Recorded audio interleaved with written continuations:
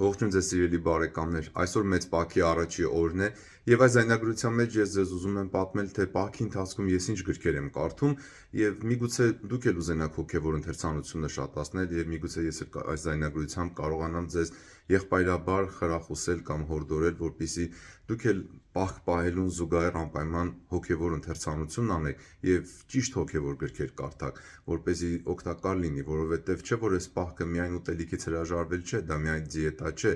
այլ նաև առաջի հերթին սեփական անձը զսպել սովորել եւ այդ դրա միջոցով Աստծուն ավելի մոտենալ։ Սիրելի ժողովուրդ, եթե այս ձայնագրությունը ձեզ օգտակար լինի, խնդրում եմ դուք էլ կիսեք ձեր էջերին եւ նաև առաջարկում եմ ձեզ միանալ Աստվածաշունչն ամեն օր Telegram ալիքին, որտեղ մենք միասին ներկապային ընթերցում ենք Աստվածաշունչը, ծննդոց գիրքը, ամեն օր մեկ գլուխ։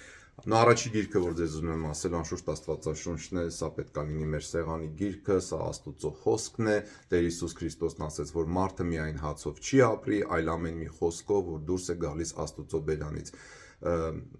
Ես սովորություն ունեմ օրինակի համար օրեկան 5 գլուխ անպայման Աստվածաշունչը կարդալ։ Այնպես ենք մենք օրեկան 1, 2, 3 անգամ հաց ուտում, չէ՞։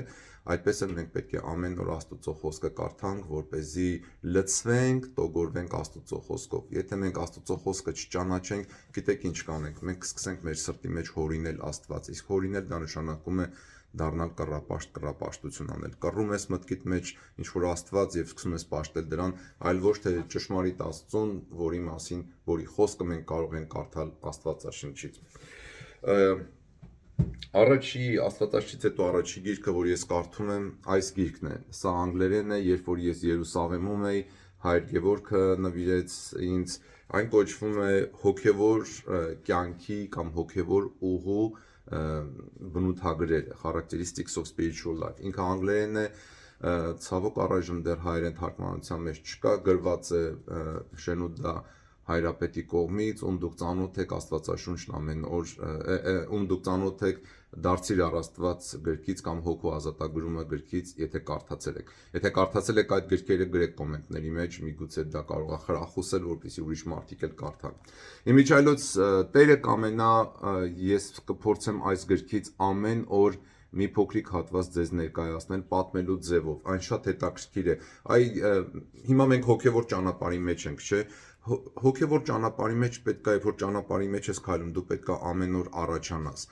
Եվ հետաքրքիր է այդ մարդիկ, ովքեր որ մեզանից առաջ սուրբ կյանք են ապրել, հոգևոր կյանք են ապրել, իրենք ինչ են արել, որ հաջողել են, իրենք ինչ են արել, որ սրբության են հասել։ Մենք այդ բաները պետք է իմանանք եւ այդ մասին է այս գիրքը, շատ հետաքրքիր գիրք է։ Ժամեր անց Տերը կամենա այսօր ես ձեզ կներկայացնեմ առաջի հատվածը կամ զրույցը այս գրքից։ Անպայման, եթե ինտերնետում կա այս գրքի անվճար տարբերակը, բայց անգլերենով PDF տարբերակը կարող եք վերցնել եւ կարդալ։ Ուրիշ գիրք, որ ես կարդում եմ, էլի նույնպես Շենուդա հայրապետի կողմից է, նույնպես անգլերեն է, կոչվում է Ապաշխարության եւ անաղարտ կյանքի Ապաշխարության ու անաղարտ կյանքը, The Life of Repentance and Purity։ Շատ հետաքրքիր է, ամբողջ այս գիրքը ապաշխարության մասին է։ Ինչ որ հարց հնարավոր է ապաշխարության մասին, այս գրքի մեջ կա, մի քիչ sense լավ էլ հաստ գիրք է։ Ես շատ եմ սիրում այս գիրքը, նվեր եմ ստացել մի քանի ամիս առաջ ընկերներիցս մեկից եւ ուզում եմ ձեզ էլ ներկայացնել։ Ավաղ այս գիրքը նույնպես հայերեն թարգմանությամբ չկա եւ լավ կլինի, որ Տերը կամենա մի օր այս գիրքն է լինի հայերեն։ Եվ երրորդ գիրքը, որ նույնպես անգլերեն է, Սուրբ Իսահակ Սիրիացու այս գիրքն է, կոչվում է Ճգնավորական քարոզներ, ճիշտը որ ասեմ ինքը մի քիչ դժվար գրք է կարդացվող, եկեղեցու հայրերն ասում են, որ ամեն օր պետք է այս գրքից ընդամենը մի էջ կամ էջուկես կարդալ, որովհետև ամեն մի նախադասությունը մի գիրք է։ Նրանք, ովքեր Սուրբ Իսահակ ասորոն ծանոթ են կամ Իսահակ Սիրիացին, գիտեն ինչի մասն է խոսքը։ Պարզապես ուզում եմ դեր հետ կիսել այս բաները։ Հաջորդ գրքերը հայերենն են։ Ես արդեն մի քանի անգամ կարդացել եմ Դարձիր առ Աստված գիրքը եւ նորից մեծ հաճույքով փորձում եմ կարդալ այս գրքից դրվագներ։ Ինքը շատ օգտակար գիրք է, եթե այս գիրքը դուք դեռ չեք տեսել, չեք կարդացել, լավ կլինի, որ անպայման կարդալ։ Իմիջիալոց, երբ որ ես այստեղ ձեզ ցույց եմ տալիս վերնագրերը, ես չգիտեմ ձեր մոտ ճիշտ է ցույց տալիս, թե հակառակա ցույց տալիս, որովհետև կամերան ինձ է նայում։ Ուրիշ շատ լավ գիրք, որ շատ հետաքրքիր է կարդացում եւ իմիջիալոց այս պահքի ընթացքում շատ լավ գիրք է կարդալ, Հոգու ազատագրումը, նույնպես էլի Շենուդա Հայրապետից։ Ինչու եմ ես Շենուդա Հայրապետի գրքերը սիրում, որովհետև ինքը նախսրբակենցաղ մարդ էր եւ ինքը գրում է եկեղեցու հայրերի ոճով, բայց շատ պարզ բացատրելի լեզվով։ Նրանք, ովքեր կարդացել են իր գրքերից գոնե մեկը, գիտեն ինչի մասն է խոսքը։ Հոգու ազատագրումը, սա շատ հետաքրքիր գիրք է։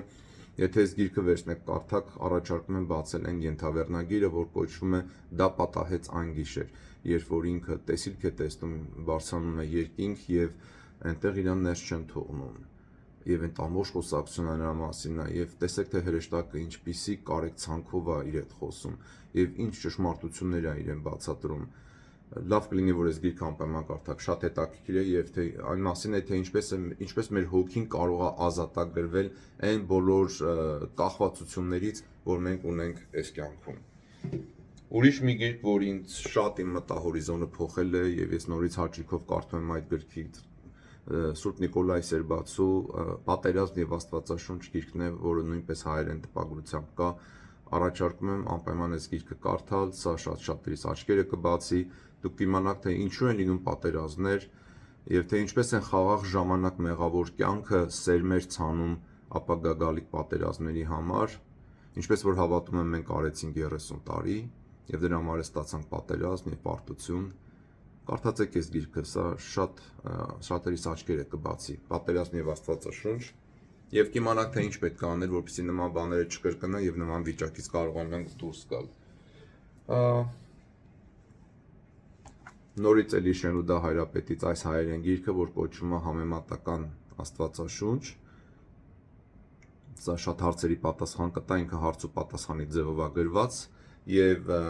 մանավանդ եթե դուք հայ առաքելական եկեղեցու զավակ չեք, այլ հարում եք տարբեր աղանդների, այս գիրքը ձեզ շատ հարցերի պատասխան կտա եւ դուք կիմանաք, թե ինչու ենք մենք հայ առաքելական ուղղափառ եկեղեցում անում այն, ինչ որ անում ենք։ Եվ մի գիրք էլ, որ ինձ շատ է հետաքրքրում, Հայ եկեղեցու հայրեր Պողոս Պատրիարք Ադրանապոսեցի Խրատի թանգարան։ Այս գիրքը, որ նույնպես հայերեն տպագրությամբ կա, շատ հետաքրքիր խրատներ են, շատ ինձ դուր են գալիս եւ ձեզ նույնպես առաջարկում եմ այս գրքերը կարդալ։ Ուրեմն սիրելի բարեկամներ, այս պահոց շրջանը պետք է լինի հոգեվոր աճի շրջան, հոգեվոր ճանապարհի շրջան։ Նորից եթե վերադարձեք այս էջին, մի քանի ժամ անց Տերը կամենա ես կդնեմ այդ գրքից հոգեվոր ճանապարհի մասին մի զրույց,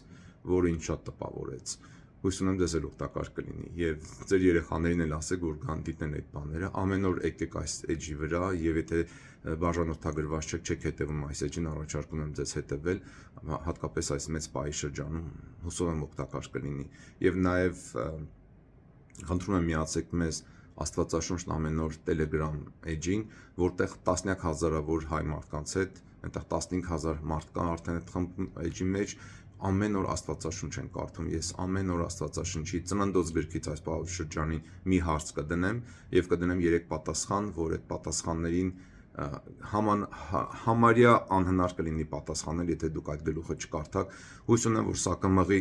Աստվածաշունչը կարդալը սովորություն դարձնելու համար։ Դե լավ եղեք ժողովուրդ ջան, եւ եթե զայնագրությունը ձեզ օգտակար եղավ, խնդրում եմ դուք ել կիսեք ձեր էջերին եւ ամեն Կիրակի մասնակցեք պատարակներին, սիրեք Աստծուն, սիրեք մարդկանց, եկեք ապաշխարենք, որովհետեւ երկնքի արքայությունը մոտեցել է։ Բարի օր ձեզ եւ մեր Տեր եւ Փրկիչ Հիսուս Քրիստոսին, Փառք, Հոր եւ Սուրբ Հոգու հետ միասին, այժմ եւ միշտ եւ հավիտյանս հավիտենից ամեն։